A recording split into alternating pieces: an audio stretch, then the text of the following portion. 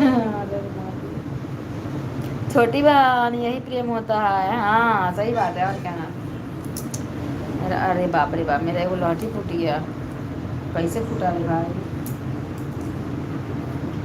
गांव में पता है, गांव में ना अगर कोई नया लहठी पहन लिया मम्मी लोग, और बच्चा बदमाशी कर, बच्चा कुटा गया एक बार, अगर लहठी फूट गया तब भी बच्चे का दोस्त, तब दे दे रहा था, और ऊपर से जोर जोर से, हे भगवान, उसमें भी बच्चे की गलती।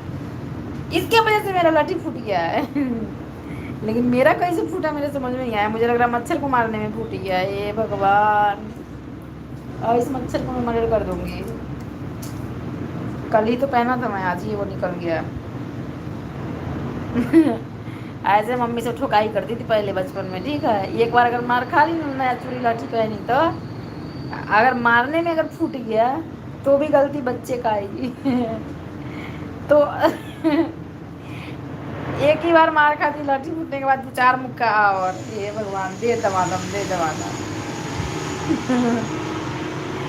सच में भाई, सच में बता रही हूँ मैं।